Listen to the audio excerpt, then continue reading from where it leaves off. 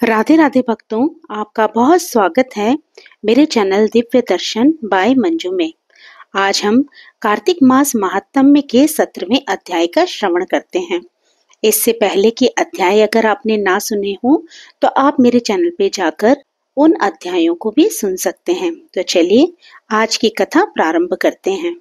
राजा पृथु ने नारद जी से पूछा, हे देवर्षि, कृपया अब आप मुझे ये बताइए कि वृंदा को मोहित करके विष्णु जी ने क्या किया और फिर वह कहाँ गए। जब देवता स्तुति कर मौन हो गए तब शंकर जी ने सब देवताओं से कहा, हे ब्रह्मादि देवताओं, जलंधर तो मेरा ही अंश था, उसे मैंने तुम्हारे लिए नहीं मारा है। ये मेरी सांसारिक लीला थी। फिर भी आप लोग सत्य कहिए कि इससे आप सुखी हुए या नहीं। तब ब्रह्मादि देवताओं के नेत्र हर्ष से खिल गए और उन्होंने शिव जी को प्रणाम कर विष्णु जी का वह सब वृतांत कह सुनाया जो उन्होंने बड़े प्रयत्न से वृंदा को मोहित किया था तथा वह अग्नि में प्रवेश कर परम गति को प्राप्त हुई थी। देवताओं ने ये भी कहा कि तभी से वृंदा की सुंदरता पर मोहित हुए विष्णु उनकी चिता की राख लपेटे इधर उधर घूमते हैं। अतएव आप उन्हें समझाइए, क्योंकि ये सारा चराचर आपके अधीन है। देवताओं से ये सारा वृतांत सुन शंकर जी ने उन्हें अपनी माया समझाई और कहा कि उसी से मोहित विष्णु भी काम के वश में हो गए हैं। परंतु महादेवी उमा, त्रिदेवों की जननी, सबसे परे व मूल प्रकृति परम मनोहर और गिरिजा भी कहलाती हैं। अतएव विष्णु का मोह दूर करने के लिए आप सब उनकी शरण में जाइए। शंकर जी की आज्ञा से सब देवता मूल प्रकृति को प्रसन्न करने चले गए। उनके स्थान पर पहुंचकर उनकी बड़ी स्तुति की। तब यह आकाशवाणी हुई, हे देवताओं, मैं ही 3 प्रकार से तीनों गुणों से पृथक होकर स्थित सत्य गुण से गौरा, रजोगुण से लक्ष्मी और तमोगुण से ज्योति रूप हूँ।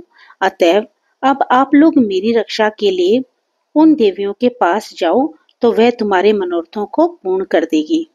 ये सब सुनकर देवता भगवती के वाक्यों का आदर करते हुए गौरी, लक्ष्मी और सरस्वती को प्रणाम करने लगे।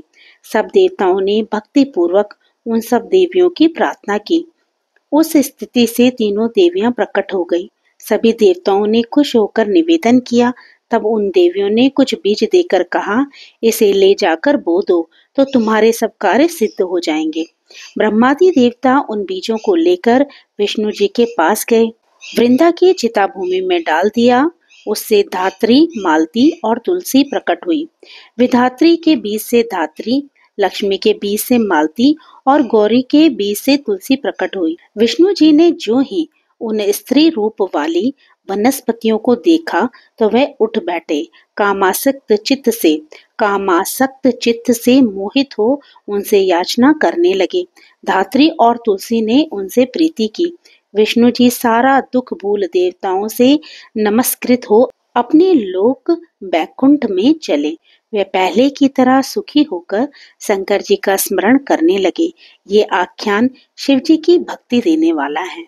नारद जी फिर कहने लगे कि हे राजन, यही कारण है कि कार्तिक मास के व्रत उद्यापन में तुलसी की जड़ में भगवान विष्णु की पूजा की जाती है। तुलसी भगवान विष्णु को अधिक प्रीति प्रदान करने वाली मानी गई है। राजन, जिसके घर में तुलसी वन है वह घर तीर्थ स्वरूप है। वहाँ यमराज के दूत नहीं आते। तुलसी का पौधा सदैव सभी पापों का नाश करने वाला तथा अभिष्ट कामनाओं को देने वाला है। जो श्रेष्ठ मनुष्य तुलसी का पौधा लगाते हैं वह यमराज को नहीं देखते। नर्मदा का दर्शन, गंगा का स्नान और तुलसी वन का संसर्ग, ये तीनों एक समान कहे गए हैं। जो तुलसी की मंजरी से संयुक्त होकर प्राण त्याग करता है वह सैकड़ों पापों से युक्त ही क्यों न हो तो भी यमराज उसकी ओर देख नहीं सकते। तुलसी को छूने से कामिक, वाचिक, मानसिक आदि सभी पाप नष्ट हो जाते हैं। जो मनुष्य तुलसी दल से भगवान का पूजन करते हैं वे पुनः गर्भ में नहीं आते, अर्थात जन्म मरण के चक्कर से छूट जाते हैं। तुलसी दल में पुष्कर आदि समस्त तीर्थ, गंगा आदि नदियां और विष्णु प्रभृति सभी देवता निवास करते हैं। हे राजन, जो मनुष्य तुलसी के काष्ठ का चंदन लगाते हैं, उन्हें सहज ही मुक्ति प्राप्त हो जाती है और उन द्वारा किए गए पाप उनके शरीर को छू भी नहीं पाते। जहाँ तुलसी के पौधे की छाया होती है, वहीं पितरों की तृप्ति के लिए श्राद्ध करना चाहिए। जिसके मुख में, कान में और मस्तक पर तुलसी का पत्ता दिखाई देता है, उसके ऊपर यमराज भी दृष्टि नहीं डाल सकते। फिर दूतों की तो बात ही क्या है। जो प्रतिदिन आदर पूर्वक तुलसी की महिमा सुनता है, वह सब पापों से मुक्त होकर ब्रह्मलोक को जाता है। इसी प्रकार आंवले का महान वृक्ष सभी पापों का नाश करने वाला है। आंवले का वृक्ष भगवान विष्णु को प्रिय है। इसके स्मरण मात्र से ही मनुष्य गोदान का फल प्राप्त करता है। जो मनुष्य कार्तिक में आंवले के वन में भगवान विष्णु की पूजा, आंवले की छाया में भोजन करता है, उसके भी पाप नष्ट हो जाते हैं। आंवले की छाया में मनुष्य जो भी पुण्य करता है, वह कोटि गुना हो जाता है। जो मनुष्य आंवले की छाया के नीचे कार्तिक में ब्राह्मण दंपति को एक बार भी भोजन देकर स्वयं भोजन करता है, वह अन्न दोष से मुक्त हो जाता है। लक्ष्मी प्राप्ति की इच्छा रखने वाले मनुष्य को सदैव आंवले से स्नान करना चाहिए। नवमी, अमावस्या, सप्तमी, संक्रांति, रविवार, चंद्र ग्रहण तथा सूर्य ग्रहण के दिन आंवले में स्नान नहीं करना चाहिए। जो मनुष्य आंवले की छाया में बैठकर पिंडदान करता है, उसके पितृ भगवान विष्णु के प्रसाद से मोक्ष को प्राप्त होते हैं। जो मनुष्य आंवले के फल और तुलसी दल को पानी में मिलाकर स्नान करता है, उसे गंगा स्नान का फल मिलता है। जो मनुष्य आंवले के पत्तों और फलों से देवताओं का पूजन करता है, उसे स्वर्ण, मणि और मोतियों द्वारा पूजन का फल प्राप्त होता है। कार्तिक मास में जब सूर्य तुला राशि में होता है, तब सभी तीर्थ, ऋषि, देवता और सभी यज्ञ आंवले के वृक्ष में वास करते हैं। जो मनुष्य द्वादशी तिथि को तुलसी दल और कार्तिक में आंवले की छाया में बैठकर भोजन करता है, उसके 1 वर्ष तक अन्न संसर्ग से उत्पन्न हुए पापों का नाश हो जाता है।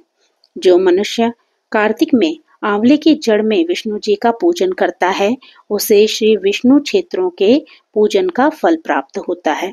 आंवले और तुलसी की महत्ता का वर्णन करने में श्री ब्रह्मा जी भी समर्थ नहीं है। इसलिए धात्री और तुलसी जी की जन्म कथा सुनने से मनुष्य अपने वंश सहित भक्ति को पाता है। तो भक्तों, आज का अध्याय यहीं विराम लेता है। इससे आगे की कथा आप कल सुनेंगे। अगर आपको ये कथा अच्छी लगी हो तो आप इसे लाइक कीजिएगा, और अगर आप मेरे चैनल पे नए हो तो प्लीज मेरे चैनल को सब्सक्राइब करना मत भूलिएगा। तो फिर प्रभु का नाम लेते रहिए, पुण्य के भागी बनते रहिए। जय श्री कृष्ण, राधे राधे।